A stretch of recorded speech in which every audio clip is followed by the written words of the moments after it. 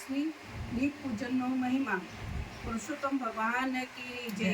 સરસ્વતી નદી તટ પર આવેલા એક ગામમાં એક ભિક્ષુક બ્રાહ્મણ રહેતો હતો. તે ભલો તેમજ પરગજુ હતો, દયાળુ પણ એવો કે કોઈનું દુઃખ દેખી શકતો નહીં, પરંતુ તેની પાસે ધન પણ ન હતું. તેથી તે ધનની કોઈનું દુઃખ દૂર કરી શકતો ન હતો, પણ જાત મહેનત ગમે તે કામ કોઈને માટે કરી ચૂકતો.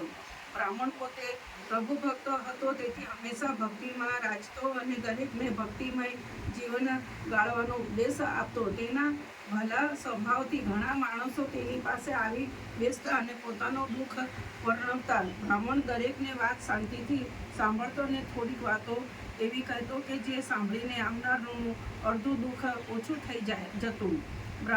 આપણી શક્તિ ન હોય તો જાણે કોઈને કોઈ મદદ ન કરી શકીએ, પરંતુ આશ્વાસન, દિલાસાને બે શબ્દો કહીએ તે પણ સાચા માણસની શાંતિ મળે છે. એક વેળા પવિત્ર પુરુષોત્તમ માસ આવ્યો અને બ્રાહ્મણે નદીએ સ્નાન કરી આવ્યા બાદ પુરુષોત્તમ ભગવાનનું પૂજન કરી ઘરમાં પવિત્ર જગ્યાએ અખંડ દીવો સ્થાપ્યો. પછી પ્રભુ ભક્તિમાં દિવસ પસાર કર્યો. દરરોજ રાત પડે એટલે એક બિલાડો ઉંદર પકડવા બ્રાહ્મણના ઘરમાં આવતો હતો. દિવસે પૂજાપાઠ અને ધર્મકર્મ કરી બ્રાહ્મણ રાતના ભજન કીર્તન કરવા બેઠા. એક ખૂણામાં અખંડ દીવો ઝળહળી રહ્યો હતો. રાતના 12 વાગ્યા હશે ને પેલો બિલાડો ઉંદર પકડવા બ્રાહ્મણના ઘરમાં જાળીએ માટે દાખલ થયો. તેને જોયું તો ત્યાં આગળ દીવો પ્રકાશી રહ્યો હતો. ત્યાં એક ઉંદર ફરી રહ્યો હતો. આ વખતે દીવાની વાટ ઉપર બુબરો બાજી ગયો હતો, એટલે પ્રકાશ ઝાંખો પડી ગયો હતો. એવામાં ફરીવાર બિલાડાએ ત્યાં ઉંદર ફરતો જોયો. તેને પકડવા તરાપ મારી. હવે બન્યું કે ત્યાં આગળ દીવો રાખેલી તેને બિલાડીએ ધક્કો લાગ્યો, એટલે દીવાની વાટ ઉપર જે મોગરો લાગેલો હતો તે ખરીબ ગયો હતો અને પહેલાંની જેમ તેમ પ્રકાશ આપવા લાગ્યો હતો. જો બિલાડો ધક્કો ના લાગ્યો હોત તો અખંડ દીપ બુઝાઈ જવાની તૈયારીમાં હતો, પરંતુ બ્રાહ્મણનું વ્રત જળવાઈ રહેવાથી તેથી બિલાડાએ ધક્કાના કારણે બુઝાઈ જવા આવેલ દીવાની મોગરો ખરી જતા ફરી પ્રકાશિત બની ગયો હતો. તેનું રક્ષણ કર્યું. બિલાડો ઉંદર પકડી શકતો નહીં, તરાપ મારી હતી. તે વખતે જ ઉંદર નજીક આવેલા દરમાં ઘૂસી ગયો હતો. પછી તે આખી રાત બિલાડાને ઘરમાં ખાખરખોળ કર્યા પણ ઉંદર પકડાય નહીં અને થાકેલો બિલાડો સવારે ઘરના ચોકમાં જ મરણ પામ્યો.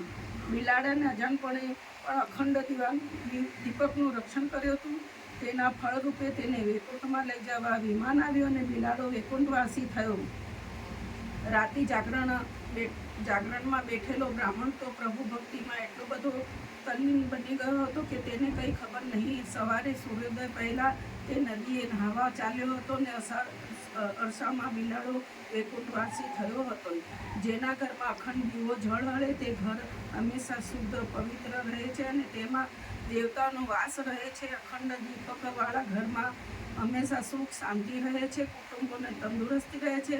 ઘરમાં સવાર સાંજ પ્રભુ આગળ દીપ પ્રગટાવવામાં આવે છે. તે ઘરમાં પણ સુખ શાંતિ રહે છે. બ્રાહ્મણને પણ અખંડનું દીપ પૂજનનું પુરુષોત્તમ વ્રતનું એટલું ફળ મળ્યું કે તેના પ્રતાપે તેની ગરીબાઈ ટળી ગઈ અને તે તન મન ધનથી લોકોની સેવા કરવા લાગ્યો અને અંતે મોક્ષને વાસી થયું.